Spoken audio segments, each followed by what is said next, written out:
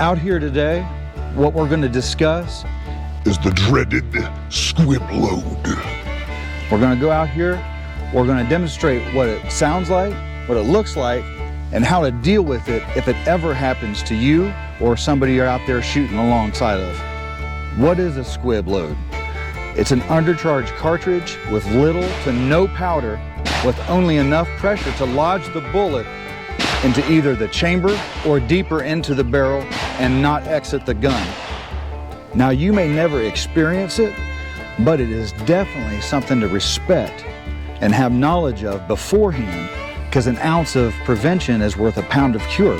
And you'll be able to understand what it sounds like and looks like, so you can stop yourself, stop others, so that they don't fire that next round right behind and blow up their gun into smithereens and leak blood everywhere and vomit. And then, of course, you got to go to the hospital, and then you'll have to travel.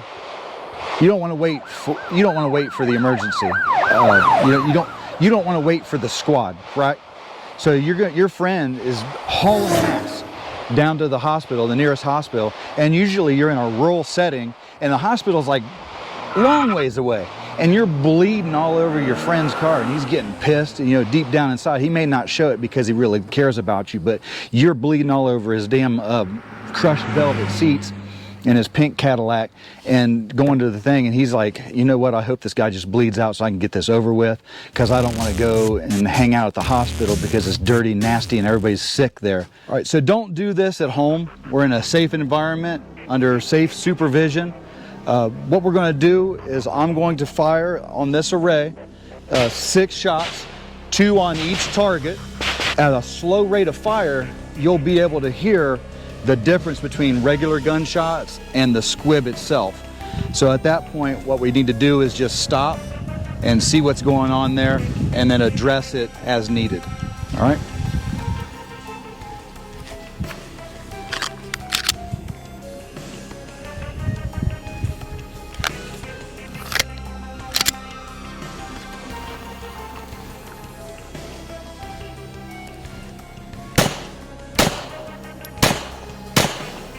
Stop! That was a squib, you idiot. Unload and show clear. All right, so what I'm going to do is just clear it out. See what happens. So what I heard there is just a little pop, the little primer popped. So I'm going to go ahead and clear this out. Lock it back. Okay, so I don't see, looking down, I don't see the bullet in there, so it could be lodged beyond what I can see in the chamber. So at that point, we need to take it back, and we need to put a dowel rod or something in there and go ahead and address this thing. So I'll make it safe, and then we'll go back to the table. All right, so we're back at the table. I'm looking in here. I cannot see a bullet from looking just down into the chamber. So what I want to do, and what you should always have in your bag, is a squib rod or some sort of dowel for this particular situation. All right, so I'm going to stick it in here. All right, so I feel resistance. So that is actually restricting the rod from going down. Now, at this point, to demonstrate what would have happened if I would have just racked the slide and go ahead and try to put another one in there. Okay. All right, so it did not go into battery.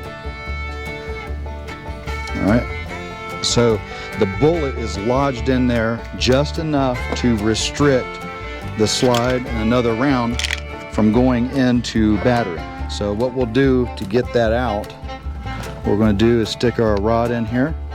All right, everything's clear, there's no magazine in here. Just going to go ahead and, all right, so that's not enough to do it. So you get in a safe direction. All right.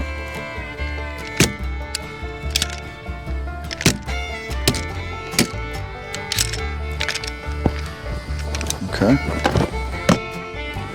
So there's the bullet lodged in there. So if you ever do have a squib, that's the squib that you want to have that restricts another one from going right behind it and firing. All right, so this time I got a squib loaded with just 1 grain of powder.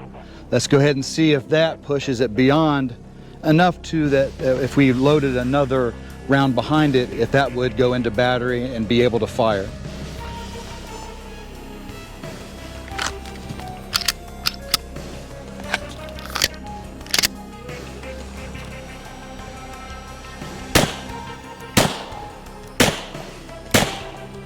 Stop! You son of a bitch. This is the second time you've done this. Okay, so I heard that. So what we're going to do is clear it.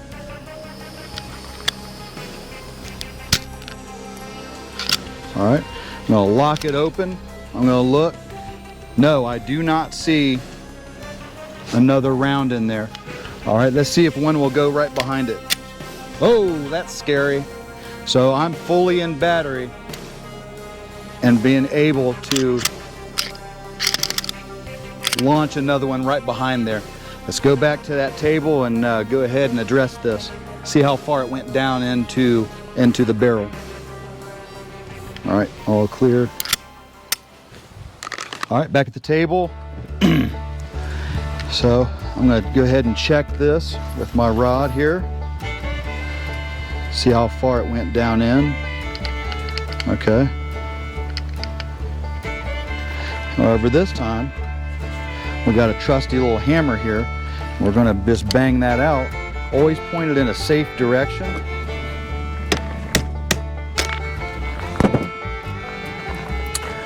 Okay. So as you can see, that went in a little deeper than the last one. So that's just 1 grain of powder.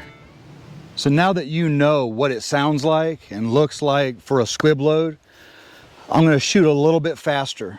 All right, I'm going to trust you. I'm going to need you to yell stop when you hear the squib load. You yell stop and stop me from sending another round right behind the other bullet.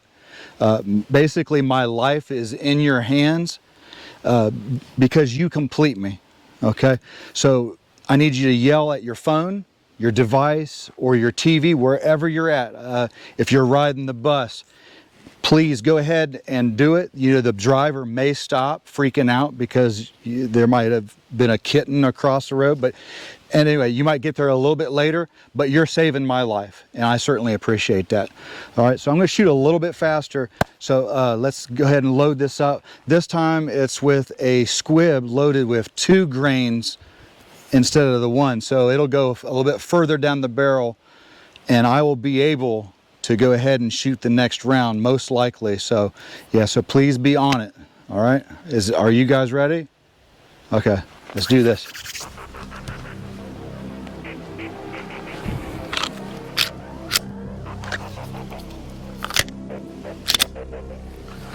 All right.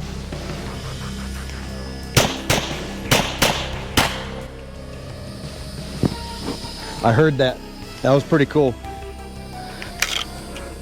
All right, let's clear this thing out. All right. All right, but I did hear that, and that was awesome. Thank you so much.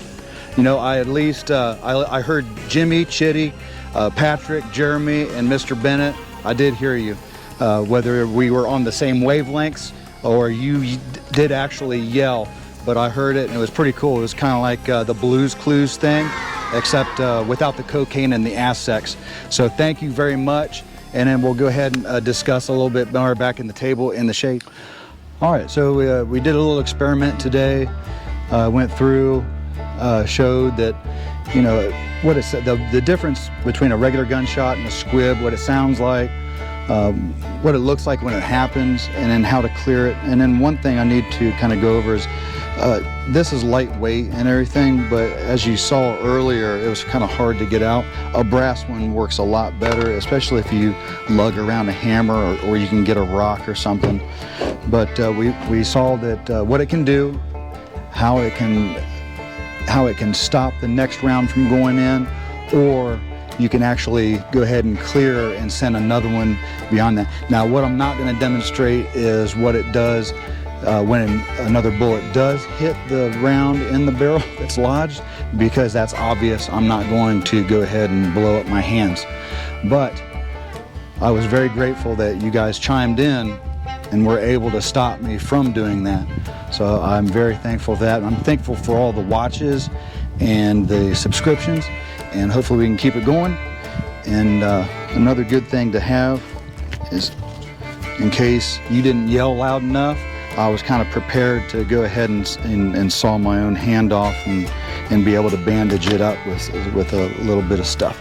So we'll see you next time. I hope you learned something. It's like something that you need to pass on. So go ahead and share this, because if you don't know about it now, it's better to hear about it here and kind of get an idea of what's going on, rather than it surprise you with your hands exploding in your face. All right, thank you very much. I love you, and God bless.